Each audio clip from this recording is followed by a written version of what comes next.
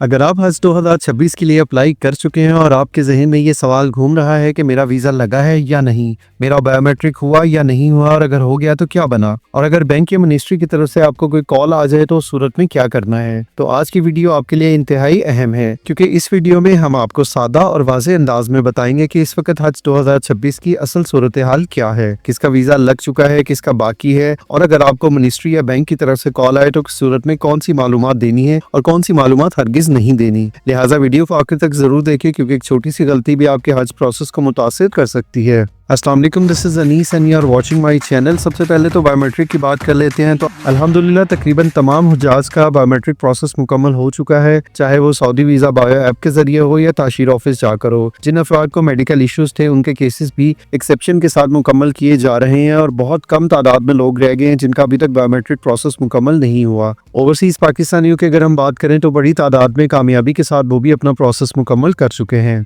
अब अगर किसी का बायोमेट्रिक प्रोसेस अभी तक मुकम्मल नहीं हुआ है, आपको कोई मसला पेश आ रहा है, तो उसमें हमारी वाज़ेह रिकमेंडेशन है कि आप फौरी तौर पर करीबी ताशीर ऑफिस विजिट करें। क्योंकि अगर आपका सऊदी वीज़ा बायो ऐप के जरिए बायोमेट्रिक में प्रॉब्लम आ रही है तो उस सूरत में आप ताशीर ऑफिस विजिट करें, फ्री ऑफ कॉस्ट सर्विसेज हैं, और वहाँ जाके अपना बायोमेट्रिक प्रोसेस मुकम्मल कर लें। और इन केस अगर आपका कोई मेडिकल इशू भी है तो उस सूरत में भी वो आपको फैसिलिटेट करेंगे। तो इस सूरत में बेहतर ये है कि आप अपना मेडिकल सर्टिफिकेट बनवा लें, और उसके बाद आप ऐप से भी अपलोड कर सकते हैं और ताशीर ऑफिस जाकर भी अपना प्रोसेस मुकम्मल कर सकते हैं। क्योंकि यहाँ पे याद रखने की बात यह है कि अगर आपका बायोमेट्रिक प्रोसेस मुकम्मल नहीं होगा तो आपका हज वीज़ा प्रोसेस नहीं होगा, यानी इस सूरत में आपका वीज़ा नहीं लगेगा। तो ये बहुत ज़रूरी चीज़ है। अब आते हैं सबसे अहम हिस्से की तरफ। अगर मिनिस्ट्री या बैंक की तरफ से कॉल आ जाए तो उस सूरत में क्या करना है, ये सबसे अहम हिस्सा है, जरा तवज्जो से सुनिएगा। अगर आपको मिनिस्ट्री या बैंक की तरफ से कॉल आती है कि आपका बायोमेट्रिक मुकम्मल नहीं हुआ लेकिन आप अपना बायोमेट्रिक प्रोसेस मुकम्मल कर चुके हैं, तो फिर आपने कॉल पर सिर्फ ये बताना है कि हमने अपना प्रोसेस मुकम्मल कर लिया है,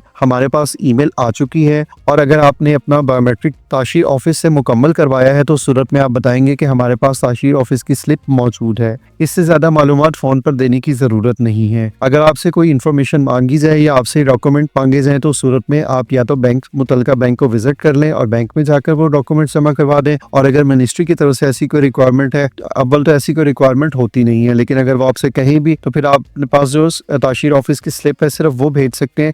इससे ज्यादा आपने ना कुछ बताना है और ना ही कोई इन्फॉर्मेशन आपने शेयर करनी है। खास तौर पर आपने अपनी तारीख पैदाइश, वालदा का नाम, अगर आपके पास कोई OTP या कोड आए और मोबाइल पे आने वाला कोई भी वेरिफिकेशन कोड, आपने किसी सूरत में ये मालूमात कॉल पे शेयर नहीं करनी। क्योंकि समटाइम हो सकता है कि आपको कॉल आए और वो आपको कहें कि जी आपने बायोमेट्रिक नहीं करवाया, आप कहें जी मैंने करवा लिया, और वो कहें सर ठीक है हम सिस्टम में प्रोसेस करें, अभी आपके पास एक कोड आएगा वो आप हमें बता दें ताकि हम आपकी बायोमेट्रिक प्रोसेस मुकम्मल कर दें। उस सूरत में आपने अपना किसी किस्म का कोई OTP कोड, कोई कोड उसी टाइम पे अगर आपके पास मैसेज में, व्हाट्सएप पे, SMS पे, किसी जगह पे आए, आपने कोई ऐसी मालूमात किसी से शेयर नहीं करनी। क्योंकि याद रखें बैंक या मिनिस्ट्री आपसे फोन पर OTP या कोई भी आपकी हसास मालूमात नहीं मांगेगी। अगर आपसे प्रूफ मांगा जाए तो आप बैंक ब्रांच जाकर जमा करवा सकते हैं, या मिनिस्ट्री को सिर्फ आप एनरोलमेंट नंबर या ताशीर ऑफिस की जो स्लिप है उसको आप ईमेल कर दें। इससे ज्यादा आपने कुछ नहीं बताना। दूसरी सूरत ये होती है कि आपको एक कंप्यूटराइज IVR कॉल आती है और आपसे कहा जाता है कि अगर आपने अपनी बायोमेट्रिक प्रोसेस मुकम्मल कर ली है तो आप तस्दीक के लिए 1 दबाएं। तो आप उस सूरत में 1 दबा के कॉल को खत्म कर दें। इससे ज्यादा आपने कुछ नहीं करना। अब बात करते हैं हज वीज़ा 2026 की असल सूरत हाल क्या है। ये सबसे अहम सवाल है कि वीज़ा कब लगेगा। हज 2026 का वीज़ा प्रोसेस 8 फरवरी 2026 से शुरू हो चुका है। कुछ ममालिक जैसे कि इंडिया के बाद हुज्जाज के वीज़े जारी हो चुके हैं और लोग सोशल मीडिया पर उसे शेयर भी कर रहे हैं। इसके साथ साथ कुछ पाकिस्तानी लोगों के वीज़े भी इशू हो चुके हैं, और इसके अलावा बांग्लादेश और दूसरे ममालिक हैं उनके वीज़े भी लगना शुरू हो चुके हैं।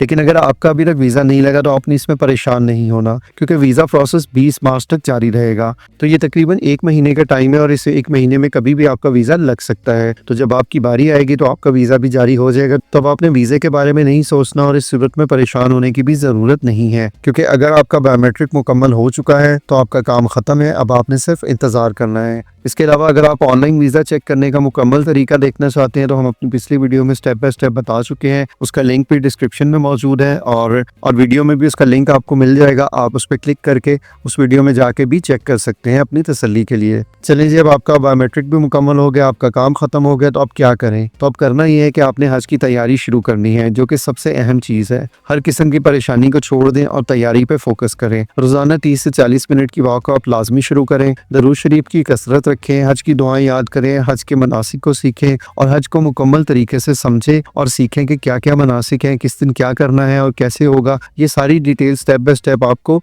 सीखनी है, क्योंकि याद रखें सुकून और इत्मीनान के साथ की गई तैयारी ही हज को आसान बनाएगी। क्योंकि होते तो 3 से 4 दिन हैं, लेकिन अगर आप उसको सीख कर समझ कर जाएंगे तो आपका हज का सफ़र भी आसान होगा, आप हज को रूहानी तौर पे इंजॉय भी कर सकेंगे। फ़्लाइट स्केड्यूल की बात करें तो फ़्लाइट स्केड्यूल भी इंशाल्लाह जल्दी ही आ जाएगा। हो सकता है कि ईद से पहले या ईद के फ़ौरन बाद आपकी पाक हज ऐप के अंदर अपलोड कर दिया जाए। अगर आप इसकी फर्दर डिटेल्स देखना चाहते हैं कि लॉन्ग और शॉर्ट हज फ्लाइट की तरतीब क्या होगी, तो इसके ऊपर भी चैनल पे तफसीली वीडियो मौजूद है। इसके साथ साथ हमने हज 2026 की मुकम्मल अपडेट्स की एक प्लेलिस्ट भी बना दी है, खासतौर पर सऊदीया में फ्रॉड से बचाव के हवाले से, और जितने भी स्टेप्स हैं, अपडेट्स हैं, वो तमाम उस प्लेलिस्ट में मौजूद हैं। वो वीडियोज़ आप ज़रूर देखें ताकि आप हर किस्म के स्कैम से महफूज रह सकें। अल्लाह पाक हम सबको अपने घर की बार बार हाज़िरी नसीब फरमाए और हमें हज मकबूल की सादत अता फरमाए, आमीन। आप सब हमारे लिए दुआ करें और हम आप सबके लिए दुआ गो हैं। अगर आपका वीज़ा आ चुका है तो आप कमेंट में हमें बता सकते हैं कि आपका वीज़ा लग चुका है, और अगर आप इंतज़ार कर रहे हैं तो आप कमेंट में हमें बता सकते हैं। वीडियो को लाइक करें, अपने ग्रुप्स में ज़रूर शेयर करें ताकि किसी का कोई नुकसान ना हो, तमाम लोगों को लेटेस्ट अपडेट मिल सके। चैनल को सब्सक्राइब लाजमी कर लें ताकि हज 2026 पर हर मुस्तनद अपडेट सबसे पहले आप तक पहुँचे। मिलते हैं एक और वीडियो में।